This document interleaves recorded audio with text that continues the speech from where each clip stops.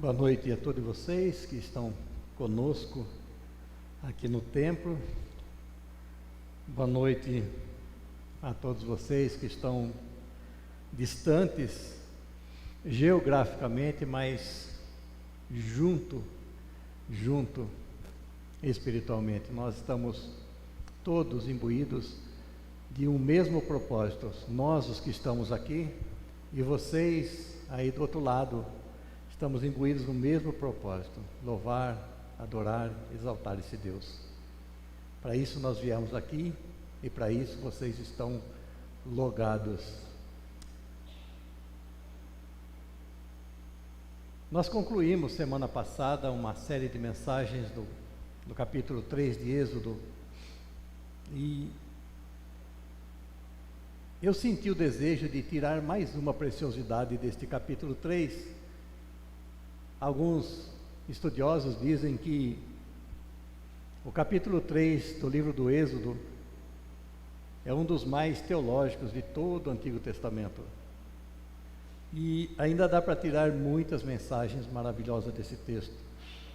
E hoje eu quero compartilhar com vocês sobre as características da pessoa ou das pessoas que Deus usa. As características da pessoa que Deus usa. Que o Espírito Santo de Deus possa nos iluminar, possa nos agraciar com esta mensagem e que possamos ser tocados nesta noite com essa palavra, com a palavra de Deus. Abra a sua Bíblia então em Êxodo 3, deixe a sua Bíblia aberta e à medida que nós vamos falando, nós vamos citando os versos do capítulo 3, porque nós já fizemos uma explanação de todo o livro, expositivamente, ou pelo menos tentamos fazer expositivamente, e hoje eu quero apenas tirar com vocês algumas características da pessoa que Deus usa. Queridos, a maior necessidade do mundo é de salvação, não há dúvida disso. E se a maior necessidade do mundo é a salvação, a igreja cristã tem a mensagem de salvação. E ela é a única portadora desta mensagem da salvação. Ela é a única portadora desta mensagem da salvação. Deus tem um plano para salvar as pessoas. E este plano envolve pessoas. Todo o plano de Deus envolve pessoas. Gosto da ideia de um escritor, de um pregador muito conhecido, Reverendo Hernandes Dias Lopes, quando ele diz que Deus não unge métodos, Deus unge homens. Não precisamos de melhores métodos, precisamos de melhores homens. Há muito livro, há muita literatura hoje para mostrar como crescer igreja, como formar igreja. Mas a melhor de todas elas mesmo se encontra na própria palavra de Deus. O povo, só para recordarmos, o povo estava vivendo já há 400 anos no Egito. Havia uma promessa de Deus de que, ao vencer os anos pré-estabelecidos pelo próprio Deus, Ele os livraria, os levaria para uma terra rica, uma terra que mana leite e mel. Nós vimos até agora que o tempo é de Deus, os planos pertencem a Ele. Não adianta querermos adiantar nada, nem atrasar nada. Deus tem os seus planos e acontece conforme Ele planejou. E é interessante compreendermos a ação de Deus para, então, podermos compreender a nossa missão como igreja. Olhando para as características das pessoas que Deus usa, nós perceberemos que não há nada de especial no enviado, mas na missão. O importante não é a pessoa, o importante é a missão. A missão é maior do que o enviado. Então eu quero ver com vocês nesta noite 4 características da pessoa que Deus usa. E a primeira característica encontra-se no versos 1 do capítulo 3 de Êxodo.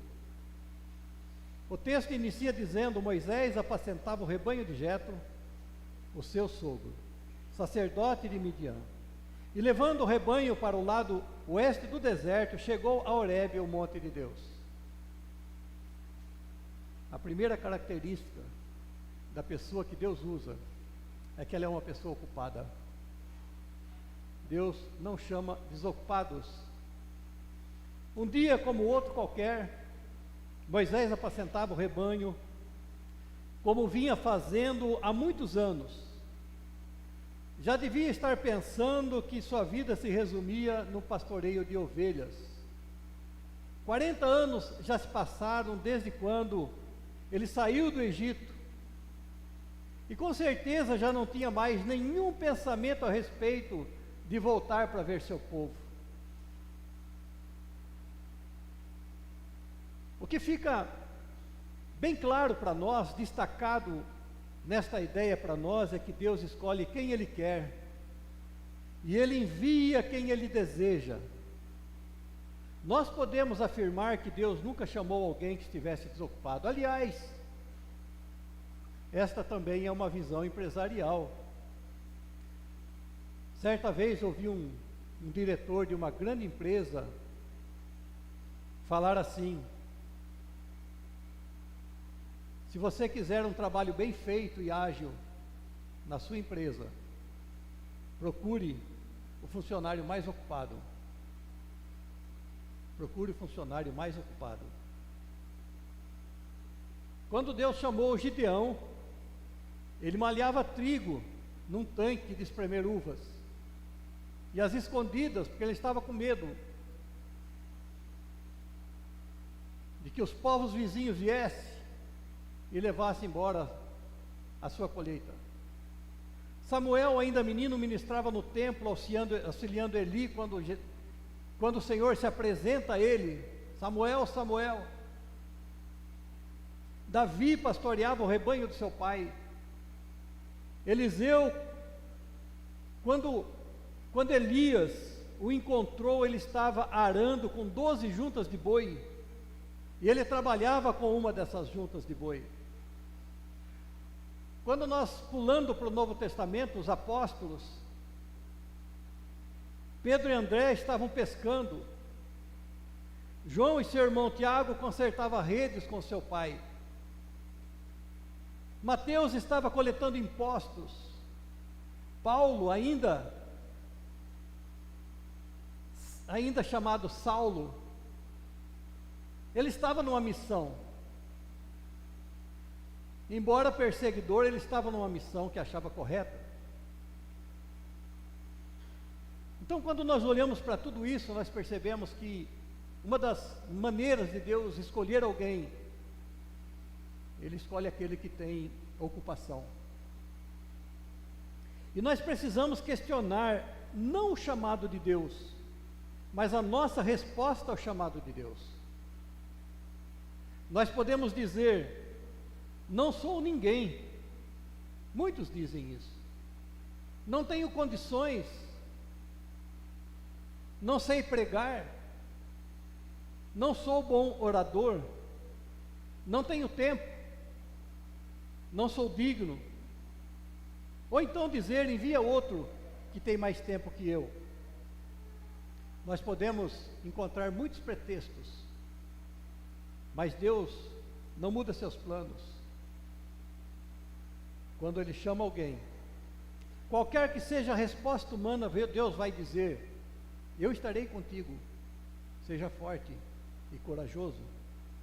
Cabe perguntarmos: até que página eu acredito e confio nesta afirmação?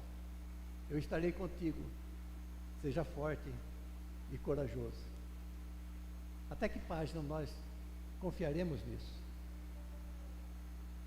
O Deus que nos criou, queridos, é capaz de usar os nossos dons, as nossas aptidões para realizarmos a tarefa a qual Ele nos confiou. Nós temos uma missão quanto igreja. E Ele sabe que nós somos capazes. A segunda característica, se a primeira é que Deus chama a pessoa ocupada, a segunda característica é que essa pessoa que Deus chama, ela possui uma missão. Ela não sai aleatoriamente. Deus se apresenta a Moisés e expõe o seu plano no versículo 10, quando diz: agora venha e eu o enviarei a Faraó, para que você tire do Egito o meu povo, os filhos de Israel. Quem era Moisés? E o que estava fazendo? Moisés era um homem de 80 anos e estava levando a vida cuidando de ovelhas do seu sogro Jetro. A missão era nobre e urgente. Em Êxodo 3, a partir do verso 7, nós lemos: então o Senhor continuou: certamente vi a aflição do meu povo que está no Egito, e ouvi o seu clamor por causa dos seus feitores. Conheço o sofrimento do meu povo, por isso desci a fim de livrá-los das mãos dos egípcios, e para fazê-los sair daquela terra e levá-los para uma terra boa e ampla, terra que mana leite e mel, o lugar do cananeu, do eteu, do amorreu, do ferezeu, do eveu e do jebuseu, pois o clamor dos filhos de Israel chegou até mim, e também vejo a opressão com que os egípcios o estão oprimindo. Agora venha, e eu enviarei a Faraó, para que você tire do Egito o meu povo, os filhos de Israel. A missão fazia parte do cumprimento de uma promessa de Deus. Deus, no passado, havia feito uma promessa com Abrão, ainda Abrão, dizendo que assentará o seu povo numa terra rica e próspera. Em Gênesis 17:6 nós lemos: far-te-ei frutificar sobremaneira, e de ti farei nações, e reis sairão de ti. Em Gênesis 15, 13 e 14 nós lemos: então lhe foi dito: sabe com certeza que a tua posteridade será peregrina em terra alheia, e será reduzida à escravidão, e será afligida por 400 anos. Mas também eu julgarei a gente a que tem de sujeitar-se, e depois sairão com grandes riquezas. Ainda em Gênesis 15, 18 e 19 nós lemos: naquele mesmo dia o Senhor fez aliança com Abrão, dizendo: à sua descendência dei esta terra, desde o rio do Egito até o grande rio Eufrates, a terra dos queneus, dos quenezeus, dos cadimoneus, dos heteus, dos ferezeus, dos refaíns, dos amorreus, dos cananeus, dos girgarzeus e dos jebuseus. Queridos, dizer não é desprezar o que Deus prometeu. Deus tem um plano e um projeto, e a palavra dele não volta atrás. Ele tem um plano e um projeto a concretizar, e nós somos chamados a realizar esse plano e projeto. Dizer não para Deus, é desprezar o que Ele prometeu, e o que Ele tem como propósito. A missão é dele, o trabalho é nosso. Tem muita gente andando errado e realizando uma missão que Deus não enviou. Deus quer salvar pessoas e não enriquecê-las. A missão vem do próprio Deus. Samuel, ainda menino, servia o Senhor ministrando na casa de Deus, auxiliando o sacerdote Eli. Já idoso, Deus o envia para ungir Saul, e mais tarde para ungir Davi como rei. Deus deu uma missão para Elias. Quando Elias pedia para si a morte, foi se esconder numa caverna. Deus perguntou para Elias na caverna: que fazes aqui, Elias? Em 1 Reis 19, de 15 a 17, nós lemos: o Senhor lhe disse: volte pelo caminho por onde veio, e vá para o deserto de Damasco. Chegando lá, unja Azael como rei da Síria, unja também Jeú, filho de Níce, como rei de Israel, e unja Eliseu, filho de Safate, de Abel-Meolá, para suceder a você como profeta. Jeú matará todo aquele que escapar da espada de Azael, e Eliseu matará todo aquele que escapar da espada de Jeú. A pessoa que Deus usa está a serviço de Deus e obediente a sua missão, não é a nossa missão. O nosso é o trabalho, a missão é de Deus. Os discípulos foram obedientes à missão dada por Jesus Cristo. Em Mateus 28, 19 e 20, nós lemos: portanto, vão e façam discípulos de todas as nações, batizando-os em nome do Pai, do Filho e do Espírito Santo, ensinando-os a obedecer a tudo que eu lhes ordenei, e eu estarei sempre com vocês até o fim dos tempos.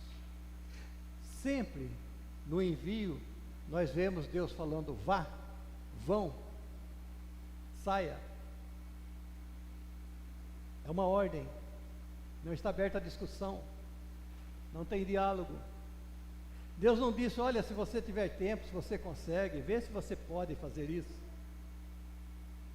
Não, ele chega já com o planejamento completo, pronto. Vá e faça. Isso leva-nos a pensar sobre a missão de Deus para a igreja e de como a igreja está obediente a esta missão e pregar o Evangelho a todas as nações. Será que a igreja dos nossos dias ainda é uma igreja missionária? Será que a sua missão é resgatar pessoas? O Evangelho chegou até nós, queridos, porque homens corajosos entenderam e obedeceram. E agora o bastão está nas nossas mãos, é o nosso tempo, é a nossa geração, e nós temos essa responsabilidade de passar à próxima geração esta verdade. Essa é a nossa missão. Então a primeira característica é que Deus chama pessoas ocupadas. A segunda característica é que essa pessoa que Deus chama, ela possui uma missão. E a terceira característica é que a pessoa que Deus usa possui uma mensagem específica. Dentro da missão ela possui uma mensagem específica. Versículo 16 a 18 do capítulo 3. Vá, novamente, vá. Reúna os anciãos de Israel e diga-lhes: o Senhor, o Deus dos seus pais, o Deus de Abraão, o Deus de Isaque, o Deus de Jacó, me apareceu dizendo: em verdade eu vos tenho visitado e visto o que tem sido feito com vocês no Egito. E prometi tirá-los da aflição do Egito e levá-los para uma terra do Cananeu, do Eteu, do Amorreu, do Ferezeu, do Eveu, do Jebuseu, para uma terra que mana leite e mel. E ouvirão o que você vai dizer.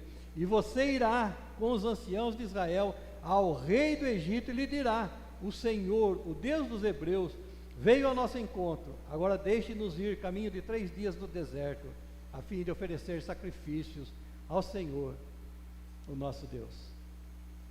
A mensagem consistia em 2 partes. A primeira parte, Moisés tinha que ir até os anciãos de Israel. E a primeira mensagem era essa: o Senhor, o Deus dos seus pais, o Deus de Abraão, o Deus de Isaque, o Deus de Jacó, me apareceu dizendo. Essa era então a mensagem, que consistia em 2 partes. Essa era a primeira parte, uma mensagem direta aos anciãos. Então primeiro ele devia falar com os anciãos do povo de Israel, depois juntos iriam falar com o rei do Egito e dizer o que Deus queria. E aqui mudou o conteúdo da mensagem: deixar o povo sair e ir para o deserto para sacrificar, ou seja, para prestar um culto ao Senhor. A mensagem partia do próprio Deus. A missão e a mensagem são dadas por Ele. Não se pode alterar o conteúdo desta mensagem. Mas interessante é que existe uma particularidade nesta mensagem. E a particularidade é que nós vamos falar para muita gente, mas nem todos ouvirão.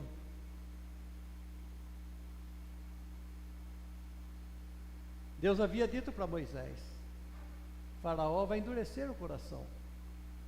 E eu terei que usar de pulso firme. Mas vai e fale. Em Isaías 6, nós lemos até sempre o versos 8, que termina quando Isaías diz: envia-me a mim. A partir do versos 9 tem uma mensagem interessante que nem todos gostam de pregar sobre ela. A partir do versos 9 diz: vá e diga a este povo, e é importante nós lembrarmos que este povo não é o mundo, não são os ímpios, é o povo de Deus. Estejam sempre ouvindo, mas nunca entendam, estejam sempre vendo e jamais percebam. Torne insensível o coração deste povo, torne surdos os ouvidos dele, feche os seus olhos, que eles não vejam com os olhos, não ouçam com os ouvidos e não entendam com o coração. Para quê? Para que não se convertam e sejam curados. Havia aqui uma disciplina de Deus sobre o seu povo, e Deus está disciplinando o seu povo, e a mensagem fazia parte da disciplina, para dizer ao povo que Deus estava descontente com atitudes, com a forma deles viverem. Então perguntei, diz Isaías: até quando, Senhor?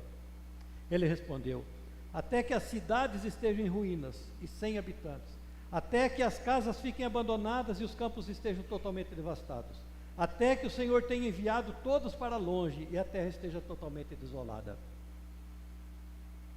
A mensagem, queridos, tem um propósito definido por Deus, não somos nós que definimos.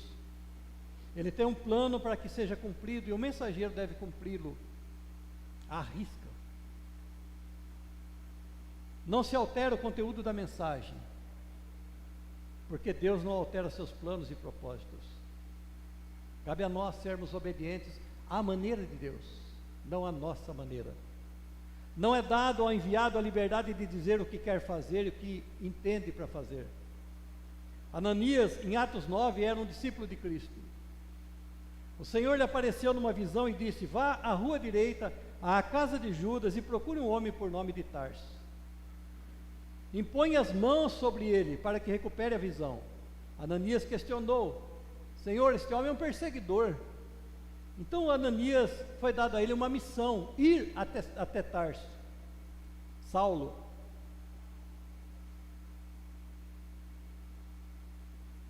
Impor as mãos sobre Saulo. E ele questionou. Ele disse: Senhor, esse homem é um perseguidor da igreja. Aí o Senhor lhe disse, em Atos 9,15: vá. Novamente a palavra vá. Vá. Este homem é meu instrumento escolhido para levar o meu nome perante os gentios e seus reis e perante o povo de Israel. Mostrarei a ele o quanto deve sofrer pelo meu nome. Então Ananias foi, entrou na casa, impôs as mãos sobre Saulo e disse: irmão Saulo, mudou, agora é irmão, não é mais perseguidor. Irmão Saulo, o Senhor Jesus, que lhe apareceu no caminho por onde você vinha, enviou-me para que você volte a ver e seja cheio do Espírito Santo. Aqui um detalhe, queridos: nós precisamos orar para sermos cheios do Espírito Santo. O Senhor Jesus diz isso. Para orarmos, e se orarmos, Deus não vai recusar de nos dar o Espírito Santo. Você pode falar: mas nós já temos, não temos? Sim, mas nós temos que estar cheios do Espírito Santo. Em Efésios, Paulo escrevendo aos Efésios, ele diz: enchei-vos do Espírito Santo. E nós precisamos a cada manhã buscar encher do Espírito Santo. E precisamos pedir para Deus a cada manhã: Senhor, me encha do Espírito Santo. Dá-me a plenitude do Teu Espírito para que eu ande neste dia, guiado, orientado, instruído, iluminado pelo Espírito Santo. Faça isso hoje, porque ontem passou. Eu preciso para hoje. Faz parte do pão nosso diário. 2 homens, 2 chamados, 2 responsabilidades. Ananias quis mudar o resultado. Ele deveria apenas ir até onde estava Saulo e impor as mãos para que recuperasse a visão. Saulo, que depois torna-se Paulo, havia sido escolhido como instrumento do Senhor para pregar entre os gentios. Queridos, Deus escolhe, Deus comissiona seus escolhidos conforme aquilo que Ele tem em mente. E ninguém deve terceirizar ou protelar a ordem e a mensagem. Então, a primeira característica da pessoa que Deus usa é que Deus chama pessoas ocupadas. A segunda característica é que esta pessoa possui uma missão. A terceira característica é que ela possui uma mensagem específica. E a quarta e última que eu separei para esta noite é que a pessoa que Deus usa é uma pessoa capacitada pelo próprio Deus. E aqui eu quero ler no capítulo 4, versículo 10. Então Moisés disse ao Senhor: Ah, Senhor, eu nunca fui eloquente, nem no passado, nem depois que falaste a teu servo, pois sou pesado de boca e pesado de língua. Mais ou menos o que Moisés está dizendo é: Senhor, depois do nossa conversa não mudou nada, eu continuo sendo Moisésão, não tenho recurso para isso. O Senhor lhe respondeu: quem fez a boca do homem? Pergunta retórica, né? O Senhor. Ou quem faz o mudo, ou surdo, ou o que vê, ou o cego? O Senhor. E ele diz isso: não sou eu o Senhor? Agora vá, e eu serei com a sua boca e lhe ensinarei o que você deve falar. Queridos, as desculpas, a recusa, não alteram o plano de Deus. Deus não retrocede em seus planos por causa das desculpas humanas. Ele quebra o coração teimoso. Moisés está ainda tentando convencer a Deus de que não pode, que não consegue. Mas quem criou Moisés não sabe o que ele pode e o que ele consegue? Quem criou a mim e a você não sabe, por acaso, o que nós podemos, o que nós conseguimos? Será que Deus que nos criou não nos conhece a ponto de entender, de ter noção, e ao nos enviar, ter o conhecimento prévio de que nós podemos fazer aquilo? Que dentro das nossas limitações, Ele vai agir com as suas possibilidades?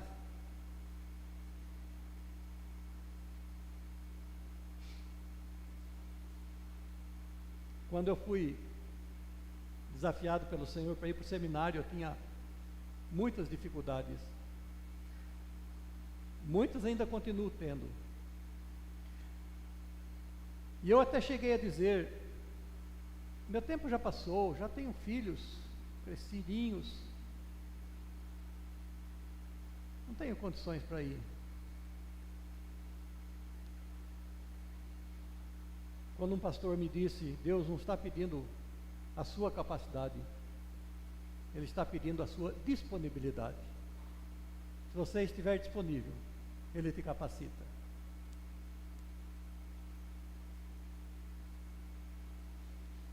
Deus tem seus planos elaborados previamente. Nada acontece por acaso. Ele sabe como cada coisa irá acontecer ao comissionar. E Deus já sabe também os resultados. Ele não envia para fazer um teste. Deus não faz teste. E aquele que está sendo comissionado, Deus o capacita para aquele fim.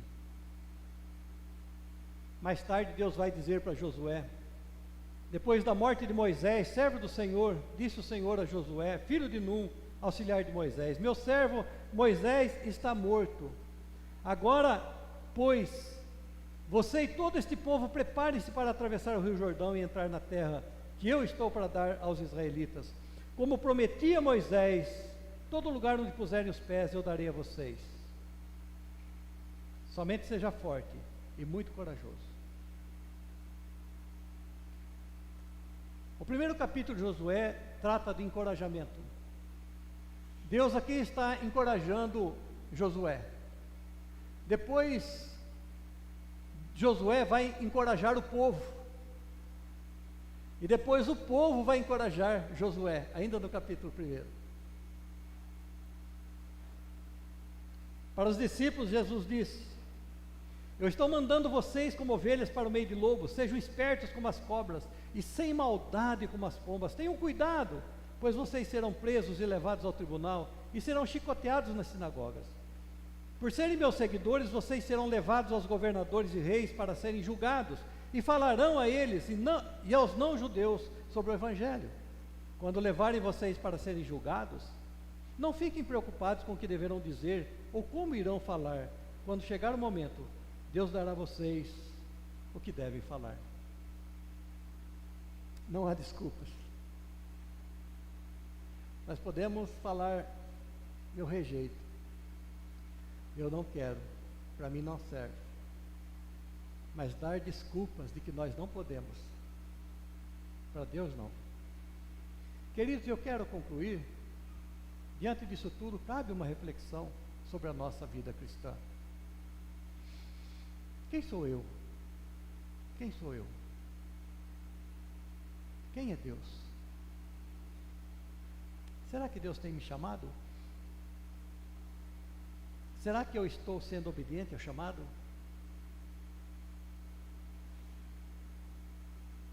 Nenhuma desculpa é válida diante de Deus, porque Ele nos conhece, e antes de nós termos nascido, Ele já pensava em nós, e já tinha um projeto para as nossas vidas. Nenhuma missão acaba em fracasso, porque Deus já planejou, e Ele tem os resultados favoráveis, mas resultados favoráveis a Ele, não a nós, porque do nosso ponto de vista, muitas vezes, nosso trabalho é um fracasso. Mas quando nós estamos dentro da missão de Deus,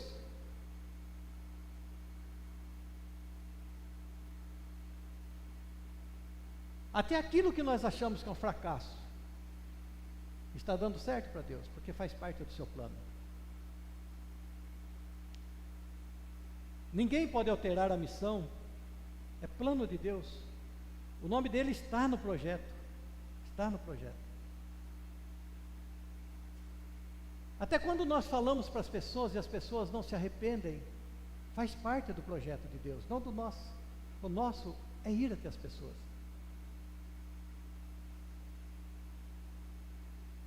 Jesus contou a parábola do semeador. E ali nós temos bem claro a respeito dessa verdade. Uma hora, a semente cai em boa terra. Quando ela cai em boa terra, ela produz. E ela supera todas aquelas que foram perdidas. Que nós pensamos nisso. Pensemos nisso. Todos nós somos capazes de realizar os planos de Deus, porque a capacitação vem dele. Agora, será que tudo isso que nós vimos é suficiente? Ou precisamos de mais informação como Moisés? Fica aqui uma indagação para nós, como igreja. Será que nós estamos entendendo? Será que as informações são suficientes? Ou nós precisamos de mais informação? Que Deus nos ajude a responder esses questionamentos e nos coloque novamente no caminho, né? E que nós possamos não perder jamais a nossa visão da responsabilidade que nós temos enquanto igreja, de ser uma igreja missional, uma igreja que faça missões, não apenas cultos, mas que faça missões. Que Ele nos ajude em nome de Jesus. Amém. Encerrar esse momento de culto, não o culto, que o culto não se encerra, nós vamos cantar um hino, Vem Espírito Divino. E ao cantarmos esse hino, nós estaremos fazendo deste hino a nossa oração, para que Deus nos capacite, nos revista com o Espírito Santo,